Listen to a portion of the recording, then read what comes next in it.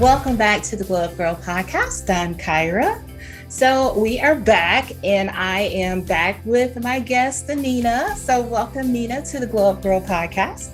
Kyra, it is totally my pleasure to be here talking with me, talking with you, talking together. Yes, right? yes. But it's actually a great Freudian slip, talking to me, because that's what we actually want, right? When it comes to having a good relationship with our body, we want to be talking to ourselves and having that deep, intimate, respectful, nourishing, caring, kind relationship to ourselves. And one of the most basic things is that talking element, that communication. Yes. Where so many of us women are like, talk to the hand. Like, I want to talk to you, body. You're noisy. You're asking for all sorts of things. You're in pain, right? Like there's trauma, like whatever it is that's in there, I don't want to hear it.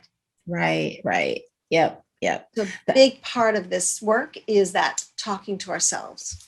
Yes. All right. Well, no, I love that. And I think that's very true. So we're going to get, before you start to give us all the good nuggets out there, let's start with telling the audience about yourself. Yeah.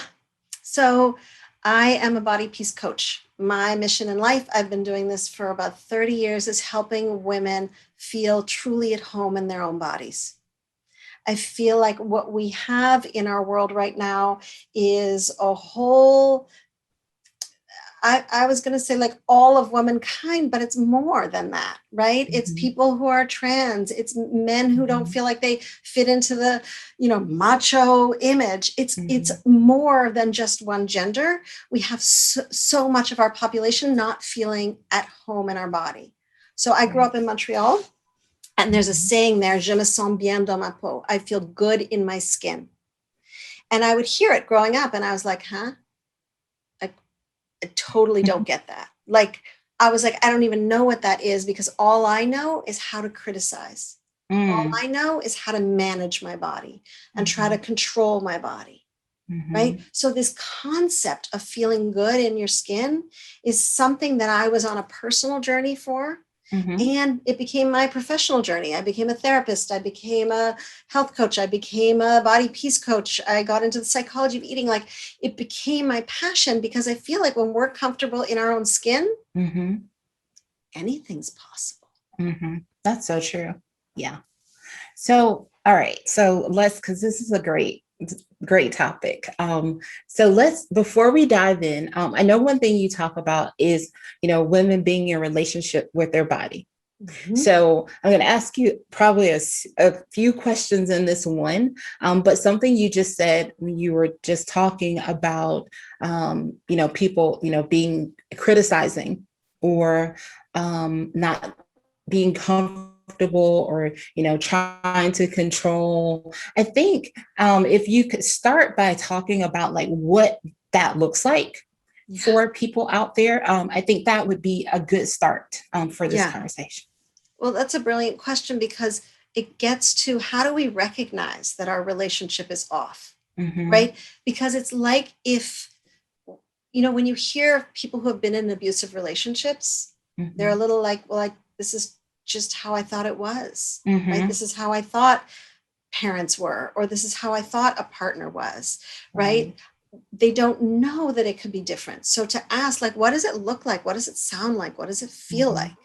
Is so important, because the first step always to transformation, to changing this relationship with our body, is awareness. So what are we looking for? We're looking for, I'm walking by the mirror and I'm like, seriously? That? Right? I had a client of mine. It was the first homework I gave her. I said, just watch for what I call the mean mirror voice. You walk by the mirror and it goes, meh. And she said, oh my gosh, I can't even count the amount of times when I walk by the mirror and I just hear a voice of disgust. Right? So we wouldn't respond to anyone else like that. Right. Just wouldn't. Right? So to notice that voice, that mean voice, and to go, oh, that is a symptom of a relationship that's not so good. It's not so positive. Right? What does it look like? So that's what it sounds like. Mm-hmm. What does it look like? It looks like, like pulling the shirt over your tummy, or like Mm-hmm. adjusting behind your butt, Mm-hmm. right? Yeah. That's what it looks like, Mm-hmm. right? It looks like that self-consciousness. Mm-hmm. It also looks like walking into a room and checking everybody's body and ranking people by size. Mm-hmm. And whoever's the smallest has more power in your mind. That's Mm-hmm. also what it looks like, right? Right. The other thing is what it feels like, and this is a really powerful thing to notice, is body checking, right? I'm looking in the mirror and I'm going like this, or I'm holding the roll on my belly, right? Mm-hmm. Mm-hmm. I'm checking my body, I'm squishing my body, I'm wanting it to, like, I'm hassling it, essentially. Mm-hmm. I'm Mm-hmm. giving myself a hard time, Yes. right? And it's Yeah. so important. A lot of people feel like this is just the way it is, right? This is how we are. We're in this place of body hate and body shame. Mm-hmm. And the Mm-hmm. only way to get out of it is to start managing and being in control of our body. Mm-hmm. And literally, those are the two relationships we're given in this culture, Right. right? Hate your body or be a project make yourself a project, Mm-hmm. right? Wow. There's a whole, Yeah.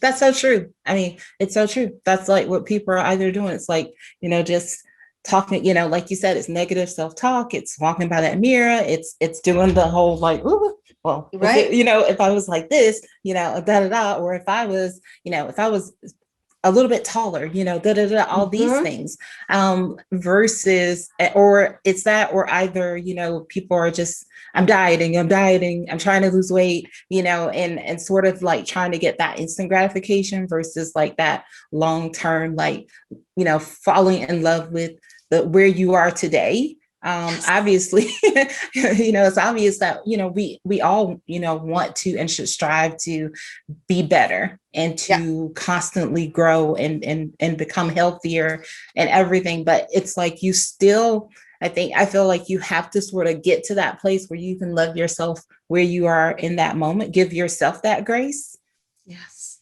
and then That's you a can work beautiful word. and then Yeah. you can work on it.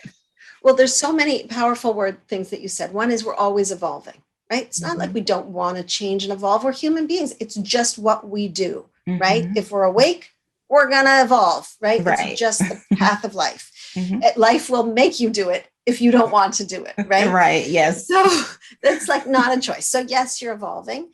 But then you said, like, can we love ourselves as we are? And here's what I found about body love. I love the body love movement. I love the body positivity movement. I think it's too tough. I honestly think it's too aspirational, and it puts us back into this sense of failure. I should love my body. And I'm not exaggerating. For 10 years, I tried affirmations in the mirror. I love my body. I love my body. And all I heard was, ha, you so don't. And I was like, okay, this is too hard. All I do is feel like I'm not succeeding at loving myself right. And so that's when I created this body peace work. I feel like body peace is so much more where I can live every day. Mm-hmm. I can live like, it's a little like, I've been married for over, I don't know, you have to ask my husband about how long, but somewhere around 25 years. He's the keeper of the dates. No clue. So, but there's not every day that I go, oh my gosh, he's like the most amazing, right? Right. But are we in this relationship every day of respect, of communication, of caring, of supporting one another? And then sometimes does it happen like, oh my gosh, he is all that. I made the best decision ever in my whole life, right? That happens. But then sometimes we're like, okay, you get the garbage, I'll get the recycle. We're in peace. We're just doing life. And that's what we want with our body. Not every day as I look in the mirror and I am all that. That's not attainable for every single day. Right. Yeah. But body peace is. All right. I like that. I like that a lot. And I think that's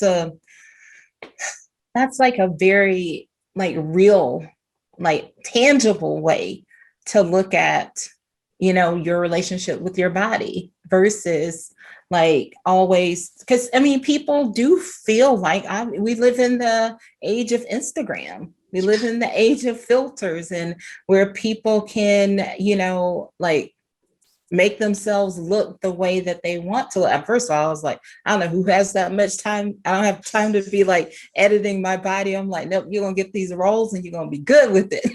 Yes. But it's like, when you think about like even younger women, younger girls out there, that is what they see every day. Yeah. So I find it very hard for them to get to a place of, body peace when all they see around them is like, oh, you must look like this, or all of us must look like this one person in order for you to be seen as beautiful, as powerful, as influential, as like, suddenly having one look captures all of women's power. I'm like, wait a second. I don't want to be defined by my power only shows up in this tiny format. It's exactly. Like it actually, it disempowers women. The culture of body management, the diet culture, the editing your body culture.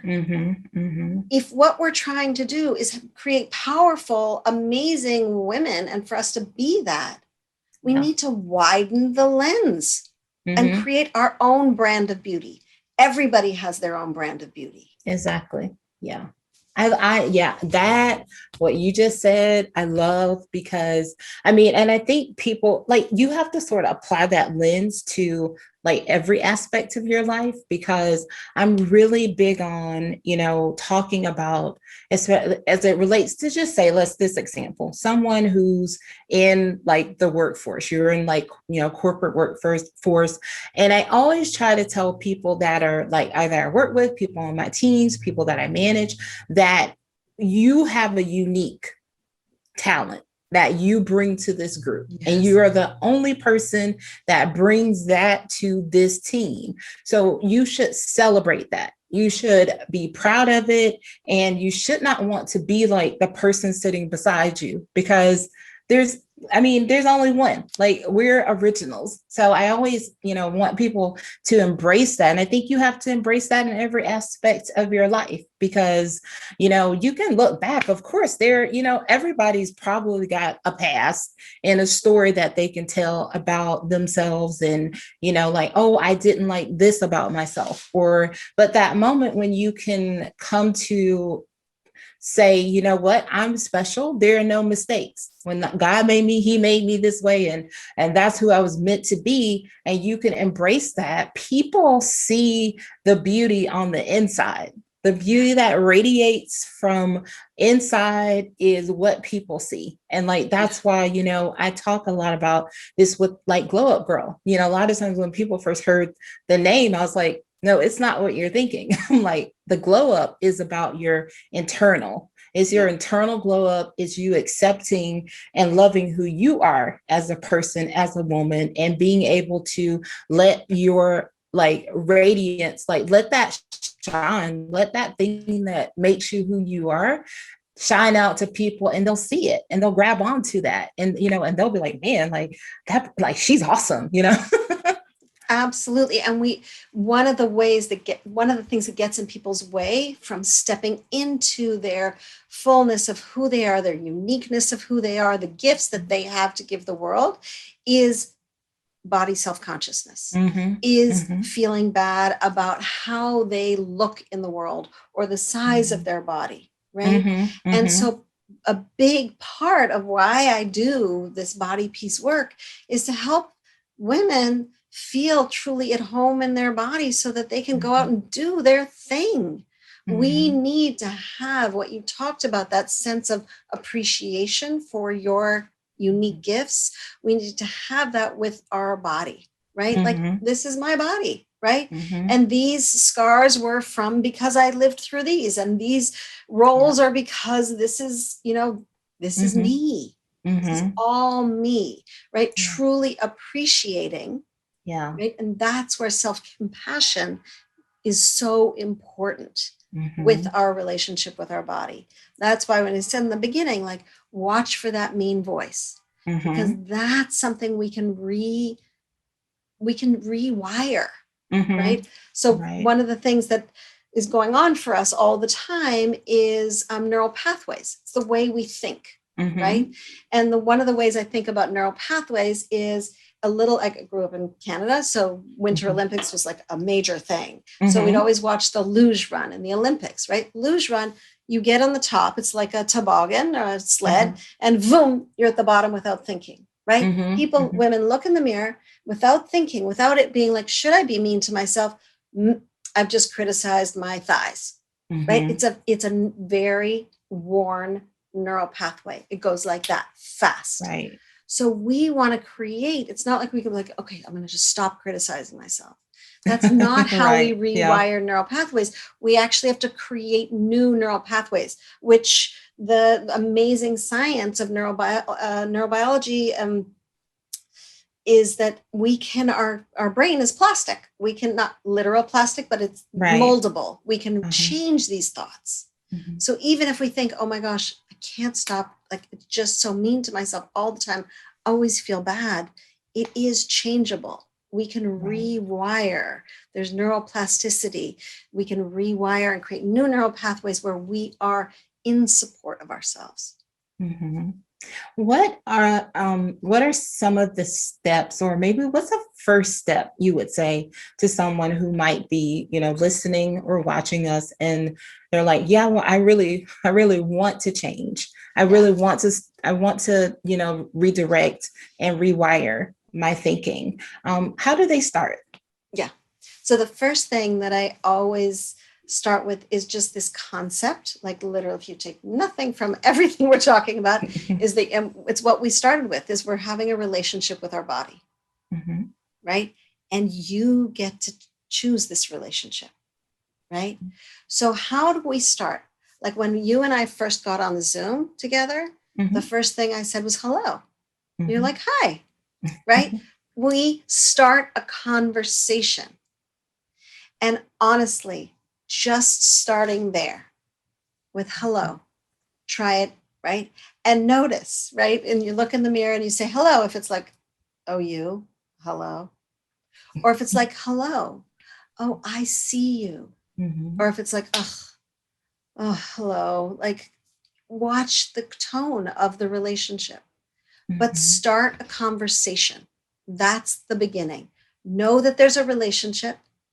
This is a relationship that might need mending, that might need some healing, right? And to begin the conversation, because the hello starts to give you information, right? What am I saying? How am I feeling, right? Do I not say hello and just walk up to the mirror and like shake my belly? Like, is that how I engage with my body? How's that for a relationship? So to start, just gently, this is a relationship. This is important, right? And I can create other relationships. We don't have to live in those two relationship realms that our culture sets up for us, which is hate and body shame, or body management. There's all these other relationships. There's body peace. There's body love. There's body awareness. There's other relationships for us to have. Right? It's often like when you talk to friends and they say, this relationship isn't working for me. What I want is a relationship with somebody who really attends to my needs, who listens to me, right? So listen to the things you want in a good relationship. That's what you want in your relationship with your body. I like that. That's a very, some very good advice, because I think people, most times we don't think about like ourselves. We don't think about talking to ourselves or the needs that we have as it relates to other things, and applying those, like you said, what type of relationship, what makes for a good relationship for you, like with another person. So why wouldn't you give that same, why wouldn't you give that same attention to yourself?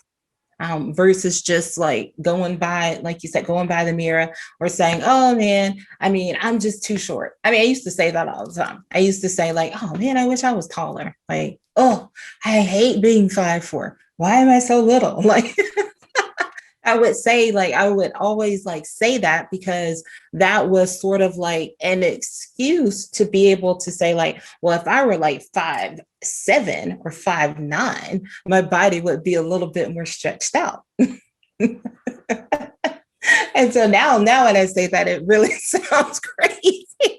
But I used to allow myself to tell, I would tell myself that. And so then all I had in my mind is that, like, man, I was just angry that I was not like taller. And if I'd been taller, then I wouldn't have to work out so hard. I wouldn't have to work so hard to lose weight. And so, yeah, but Right.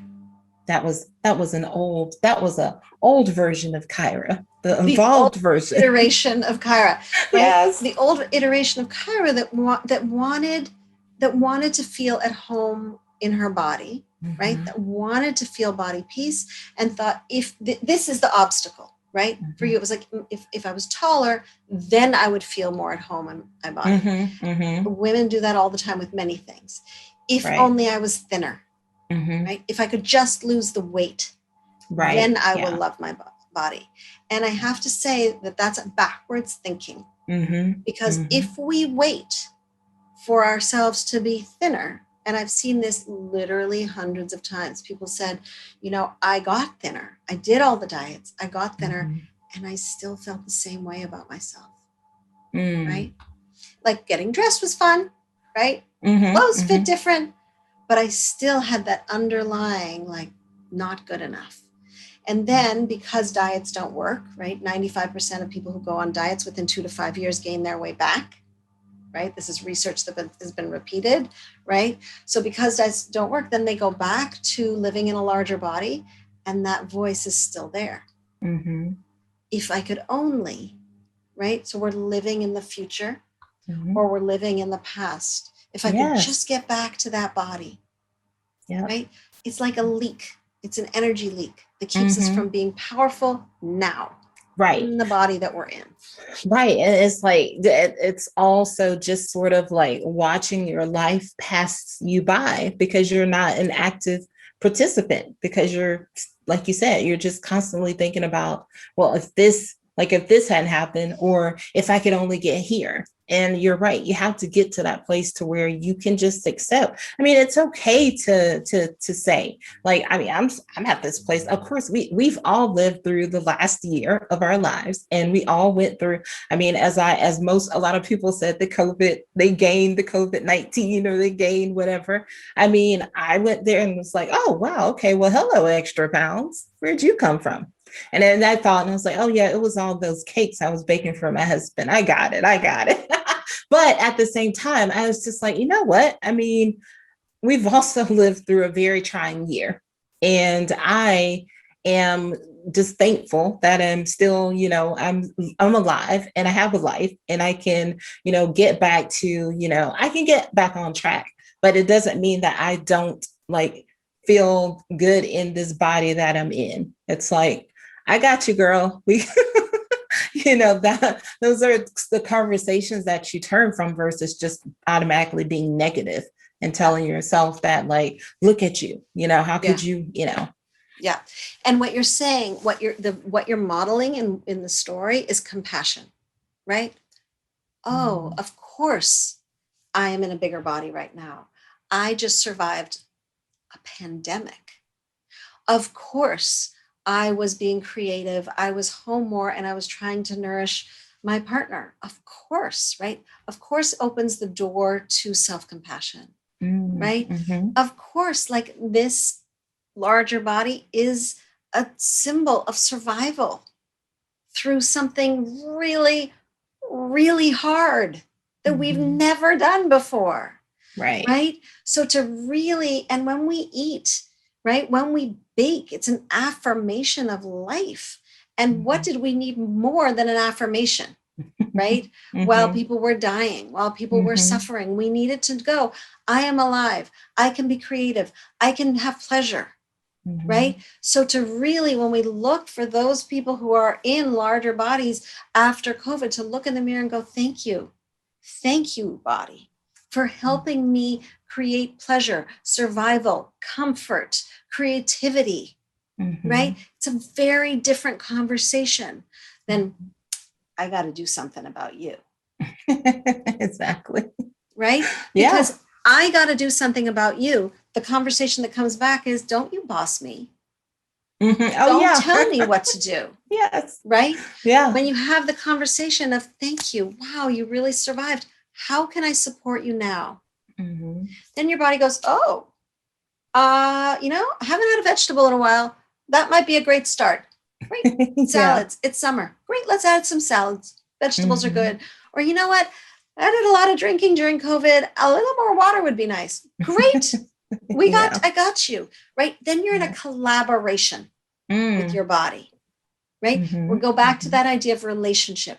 We're in a Mm-hmm. relationship where we're in a collaborative conversation Mm-hmm. versus you, body, there's something wrong with you and you better, I'm going to fix you. Now, Mm-hmm. someone says that to us. What do? Mm-hmm. Yeah, they're gonna be like, it's you said it. You said it. Like you're gonna rebel because that's what we do. When someone That's tells what we us, do. yeah, when someone tells us that something that we you feel like, yeah, I mean, maybe I should do it, but I don't want you telling me to do it. Exactly. Yeah. Right. And our Mm-hmm. inner rebel, I love our inner rebel, right? We have Mm-hmm. all parts of us, but our inner rebel is fabulous because she's like often, like mine anyway, little sassy, a little like, who do you think you are? Mm-hmm. Like, I live in this body. Don't tell me, I've lived a decade or two. And, and frankly, it's the feminist in me. I'm a little like, don't boss me. Like I have a lot of wisdom here. Don't Yeah. tell me what to do. Like, Right. let me empower me. Ask me, Exactly. be a partner with me. And Mm-hmm. so when we tell our body, okay, no more sugar for you, no more this for you, it kicks up our inner rebel Mm-hmm. and we get pushback. Mm-hmm. Mm-hmm. Yes. I love that. That's a great way to look at it. And like and like for me, I mean, yes, I'm like, yes, I got the inner rebel, and then I'm an Aquarian. So we got a lot of like rebellion. So it comes out in different ways. But I do think that's really something, for people to think about is that that I when you're like, I'm not going to eat this anymore. Or I'm not going to do this anymore. And you're like, you're right. Your body is sort of like, wait, we're what? Who said we weren't going to eat sugar? And then you just go on like this sugar binge once you finally can't take it anymore and you just like overindulge, Mm-hmm. where you have Yeah. to find like some healthy like boundaries. Like you can still have, some sugar sometimes. You just can't eat it all day. Right. But it's a little, see, again, this is the relationship. Like it's a good Mm-hmm. parenting relationship. I grew up in a house where there was no sweets. My mom Mm-hmm. was a dieter and I Mm-hmm. grew up with no sweets. I would go to my friend Susie's house. They Mm-hmm. literally had candy bowls. I could not stop. I Yeah. could not stop, right? Restriction at my house, freedom over here. And I was like, oh Mm-hmm. my gosh, you have bowls of candy? How come not everybody eats it? She was like, I don't know. It's just always there, right? Right. Yeah. There was Yeah. full permission to eat, Right. right? So it's Right. that idea when we restrict, there's gonna Mm-hmm. be that other side of the continuum that gets kicked up, right? The inner rebel, the part that says, Mm-hmm. I'm not getting what I want. So Right. to be a good parent in that moment to ourselves is to say, you know what are we going to have? Like, let's add sweetness into your life. Let's Mm-hmm. bake. Let's, make sure that it's there so it doesn't feel like such a novelty, right? I always felt like, Mm-hmm. oh, like in my early 20s, I traveled to Paris and like every bakery, I was like, oh my God, I have to try that. I have to try that. I'll never get this again. I'll never get this again. Like Mm-hmm. there was this desperation because I'd Right. never given myself permission before. Mm-hmm. It was Mm-hmm. always like, no, you've got to, watch your weight. And so Mm-hmm. then we go to the other side. But to be a good parent, maybe to me in my early 20s in Paris would have been like, oh, honey, I know these are really great. How about this? How about every day you're here, we just go to one different bakery and try Mm-hmm. something. So Mm-hmm. you get abroad. But if you have 5 in a day, you're not going to feel so good. Right. Yeah. Right? Yeah. Like Yeah. compassionate conversation. Mm-hmm. Again, the relationship.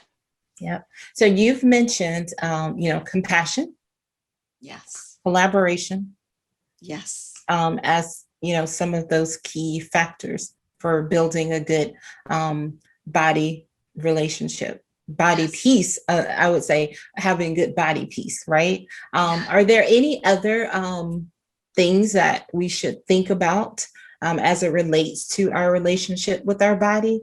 Yeah. Because this is sort of like it's things that right? But it's like having you bring them to the surface, having you talk about them, teaching us. It is like, wow, like you just never thought of it that way. Like I Yeah. know I just didn't think about it that way. Yeah. That's actually one of my most favorite things when people say, I didn't think about it this way, because we think about relationship, Mm-hmm. right? We think about what makes a good relationship with our partners, with our friends, with our family. Mm-hmm. But the shift is, how do we take that inside? Mm-hmm. How do we make that about our internal relationship with our body and Mm-hmm. really focus on healing that? So another huge factor in what makes, when I teach workshops, I ask, okay, tell me all the features of a good relationship, right? Mm-hmm. Tell me all the features of a bad relationship. And then I go, okay, if you were going to think about your relationship with your body, where does it fall? And people are like, oh, I'm in like a really I've had a client say, I think I've been in an abusive relationship with my body for 30 years, right? Mm-hmm. It's painful. So we really have to change this because it impacts every other relationship in our life. Mm-hmm. Mm-hmm. This is the most important relationship we have. Mm-hmm. It impacts how we are with our partner. It impacts our sexuality. It impacts our ability to enjoy and pleasure, right? It impacts our confidence. Mm-hmm. So to go back to what you were saying, like what else supports this relationship?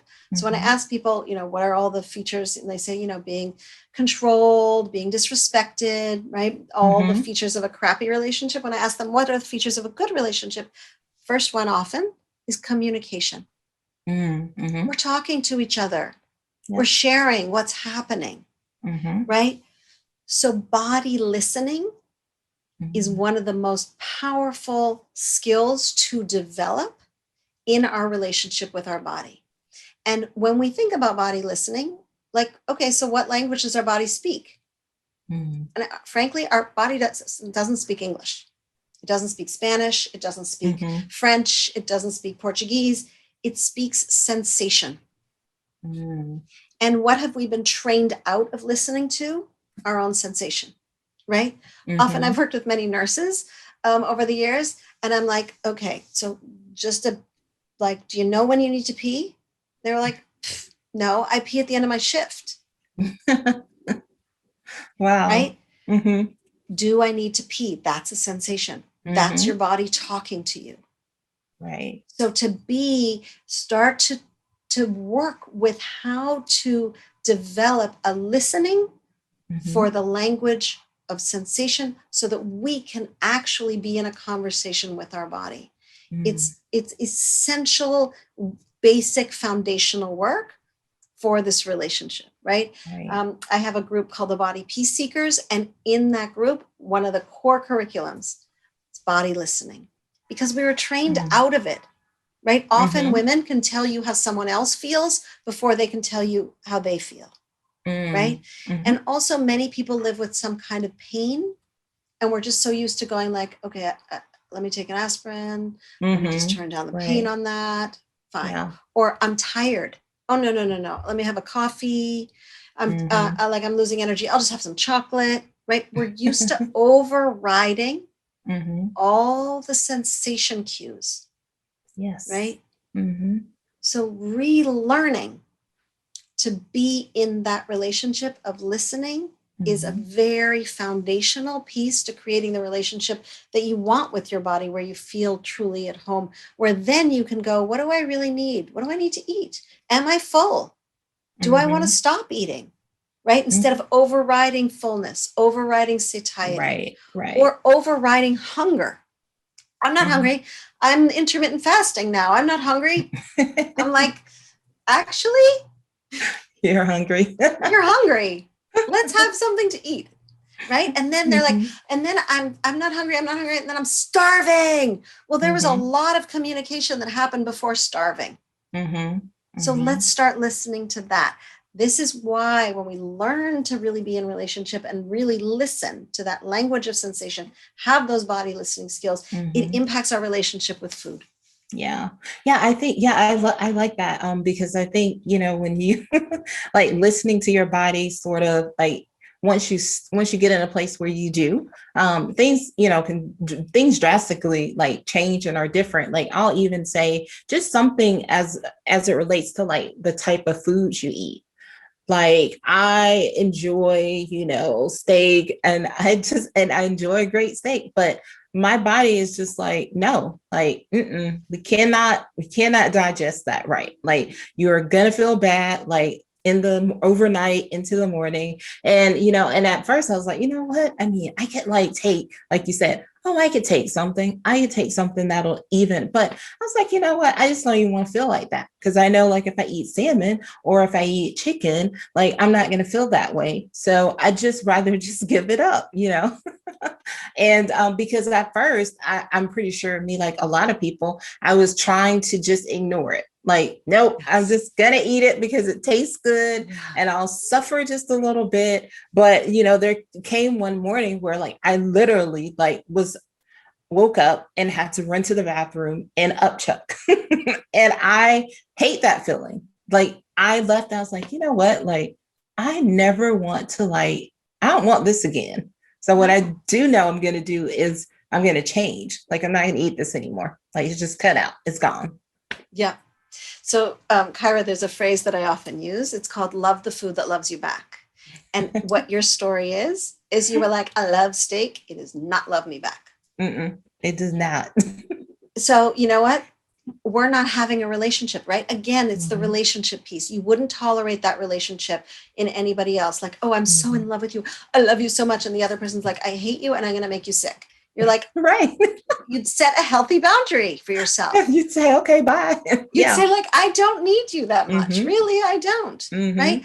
I happen to adore broccoli, like broccoli with garlic sauce. Oh my gosh. Yes. It so does not love me back. Like 100%, my tummy is like, ow, ow, ow, ow, ow, cramps. And I like, honestly, I had to relearn that one like many times. And now like someone's ordering Chinese food and I'm like, oh, and then I'm like, oh, we don't get along. Yeah, you're like, no thanks.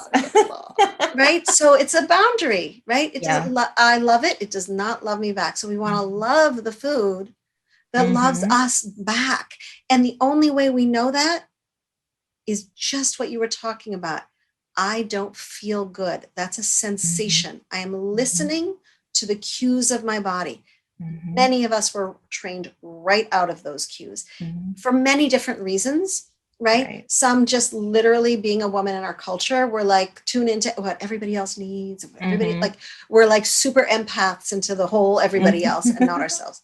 Right. That's one. The other is trauma, right? Things happen that are really painful. And so we shut down sensation to not feel it. So there's some healing, there's some deeper work that has to often happen for us to feel like we can really sink in to that place of feeling and sensation for ourselves.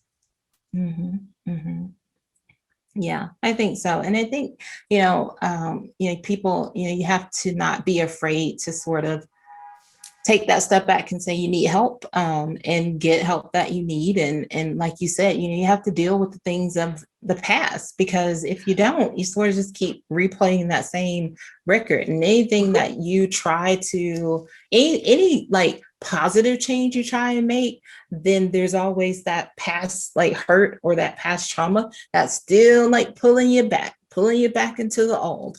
And so because I talk a lot about therapy on the show and about going to therapy, but that was sort of for me that eye-opening experience that gave me that right to be concerned about me and to put me first, and to not have to like always be like you said, out there trying to figure out like how I can help everybody else in the world. I mean, I still, want to help people, but I do understand that if I'm not well, and if I'm not in a good space, then I can't really be of any help to anyone else.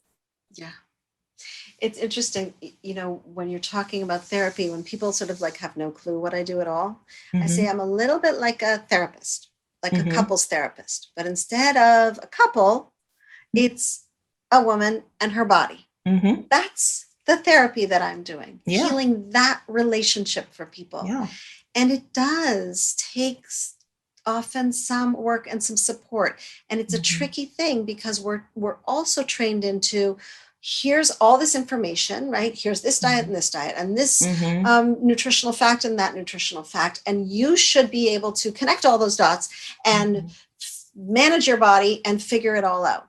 But it's not that. Our body is not a machine where we can just hook it up and like, okay, I've had my superfood for today and now I should feel fine. And I ate it. Like, we're not, we're human. We're human. We are having a relationship and it needs tending to and often support. And one of the things that I have found, because I've been doing this work for a long time, I used to, because I was trained as a therapist, to work with people individually. And now a lot of the work I do is in groups of women because we together collectively are so much more powerful. And to hear other people on this journey and to not be hearing every single day the latest, greatest diet, but instead women grappling and creating a supportive, nourishing, authentic, caring, peaceful relationship with their body. Right? We need that. We need community. We need support. And often we do need help with this. Yeah, for sure. And I do like the group part of the community piece of it, because I think that, people a lot of times just think that they're the only one, although I think people know, like they have an idea that other people might be dealing with it. But I think sometimes people just have this like idea in their head about certain people. It's about a perception of like, oh, this person probably never would have anything, or they wouldn't be thinking negative thoughts about their body. And you just don't know. You never know what someone else is going through. And so hearing somebody else's story can definitely just give you like insight, into what things that you can do, or maybe help people to feel comfortable to share a little bit more about themselves. We have a tendency to do what I call compare and despair. Right? Oh, see, they have this body, so they don't have any problems. But I have, all these, and we compare our insides to other people's outsides. Right? And what I can tell you after working with women for 30 years, everybody's got their stuff. Right? And so, no, I was going to say, even like you said, even earlier, that like it's men have their things, women have their things. Absolutely. because I like, my husband is like probably like the size, I'm just exaggerating, like the size of my finger. And I will always like make these comments about like him not having to worry about anything with his body because he was thin.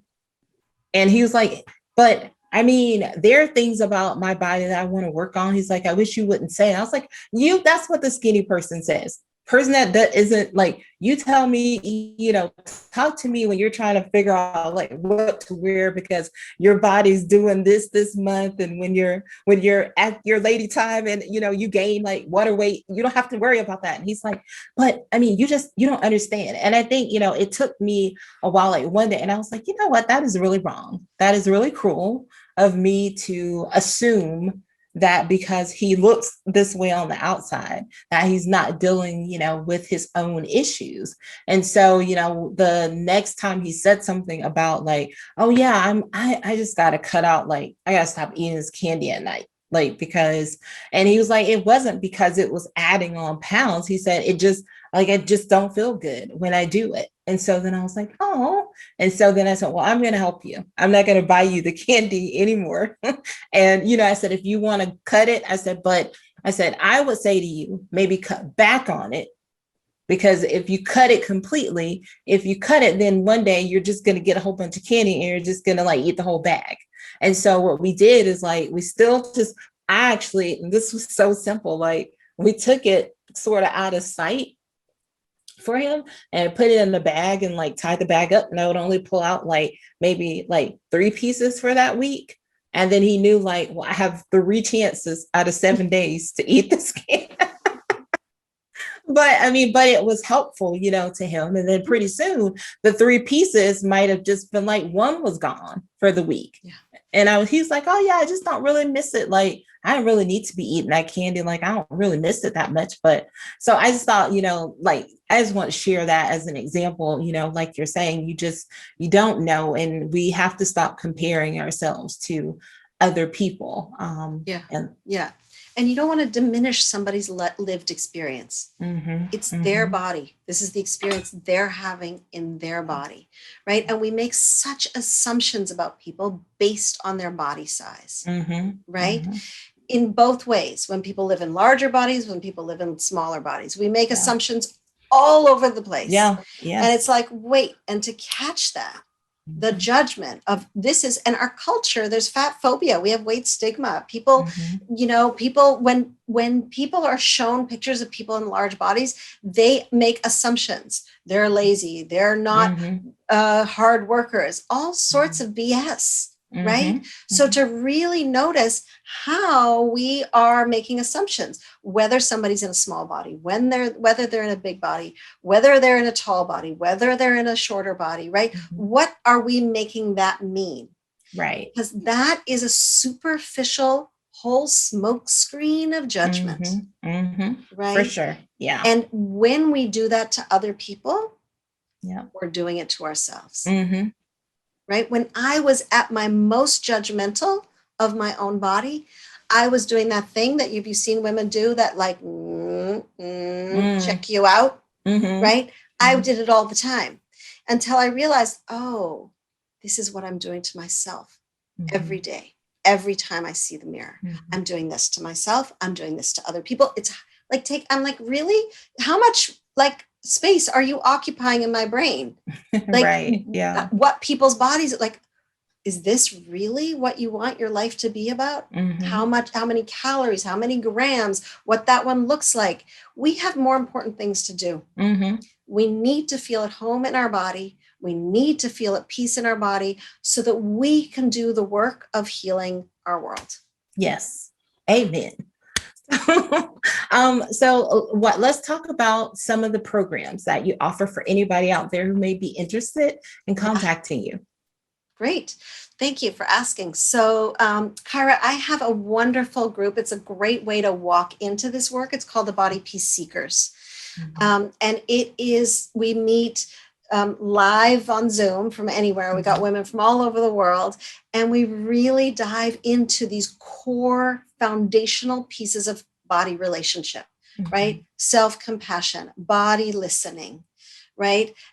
Body dialogue, all these core aspects that help us create a relationship of peace where we can feel at home. And it's community, and it's live. It's very like, I'm not much of a like send out I do send out recordings, but I love to engage. I love to talk with women. I want to know what's going on. It's like, not like, okay, let me just go through this curriculum on our own. As women, we have done that by ourselves with a million diets. And then we feel bad that we haven't done the diet, and it's sitting in the computer, and we paid all this money. We need support. We need somebody who's there. We need a community of people who invite us in. And that's what the Body Peace Seekers is. So anybody who's listening, I want to invite you in. It's a great way to start. And also, if you just want to get to know a little bit more about me, I also write body poems. I write about women's experience in their bodies. And I have a great free ebook on my website called How to Be a Woman at Peace in Your Body. Love that. Yeah. Go and check that out, people, because that sounds awesome. I have to download that myself. All right. Well, now we're at the point where we do 5 things with Nina. So one of the questions you sort of just answered. So we're going to do 4 things with Nina. First thing is, how do you start the day? How do I start the day? I am not a spring out of bed kind of gal. But I'll tell you, I always have a pitcher of water by my bed, and I need water as soon as I wake up. So that's my first thing, is water. Awesome. What's something that you're motivated by? Honestly, I am motivated by women who who just are struggling with feeling at home with their body. I'm like, no, you're amazing. Like there's so much in you. Let's like unshackle you. Let's get you out of body and food jail. Let's free you. All right. What's your favorite thing to do for your own personal self-care? So my favorite water for me is like the soothing balm of the world. So I constantly tend to my nervous system. My experience is, and it's another whole piece of the work, is that often when our nervous system is cranked up, we go to food to soothe, to bring it down. So one of the things that I find is incredibly soothing is water. I swim. I drink a lot of water, right? First thing I do. I do those isolation float things. Any spa that has like a cold dip, a hot dip, a whirlpool, sign me up, right? I am like, is there an ocean? Is there a pond? Get me in water. And my nervous system goes like a bath, Epsom salts. I'm like a happy girl. Just put me in water. I'm like literally. I do enjoy. I mean, I love the sound of water as well. And so like in the mornings, I always, and it's funny, I just do it now, but like I would like go in the morning when I get up, like I have the sink on or whatever, but I would just like one day I caught myself and I was like all the way in the closet, like getting stuff out of the closet, but the water was still on. And I was like, I just love water. Is so soothing to me. It just puts me at ease. And so like, I'm always just letting it run. My husband's like, so are you going to turn the water off? I was like, no, I'm not. So well, also water is flow, right? And it's a very feminine aspect, right? So it really gets us into like a sense of fluidity in our life that lets us have our creativity. So I love like that you bring in that idea of the sound of water. Yes. Something so about it. It's so soothing. So how do you end your day? How do I end my day? This is a bit of an intimate thing. So I'm married, and one of my favorite things is to spoon with my husband. Like he just, like he's one of these people, like he closes his eyes and he's asleep. I am not that person. I like close my eyes and I'm like, oh, there's this thing I forgot. And oh, what about that? And what about this? What about that? Like, so then I'm like, you know what? I gotta come. So I like literally like spoon in and I like, it's like, I almost am like, if I could just like feel his breath. And it just calms my mind. So that's the last thing I do is I just kind of like merge in, snuggle in, and I'm like, okay. I love that. I fuse into his nervous system, I think is what I do. I love that. That's amazing. And lastly, how can the audience connect to you online, social, find your books, and all that stuff? All that stuff. So the easiest way to find me is my website, ninamanolson.com. I'm on Facebook, Nina Manolson. I have a great free Facebook group called the Nourished Woman Nation. That's for free on Facebook. It's a great community. I'm in there a lot. I'm on Instagram as Nina Manolson. I'm on TikTok as Nina Manolson. So come join the Body Peace work and step onto the Body Peace path. It's so powerful. Yes. And we will be sure to drop all the links in the show notes so that everyone can find you in all those places. Well, I have to tell you, this has been an amazing discussion. It's so needed. And I think it's just, obviously it feels like just the beginning of like, you know, a larger like conversation that shouldn't stop. Because it's just so important that we, you know, obviously I know everybody in the world, but we do have a, you know, big focus on women here, and just for your own personal growth out there, just sort of agreeing and meeting your body where you are and loving it where you are today. Is everything that I took away from, you know, the many nuggets that you've given us today, Nina. So thank you so much for coming. Kyra, thank you. Totally a delight to talk to you. Awesome. Well, stay tuned, everyone. I'll be right back.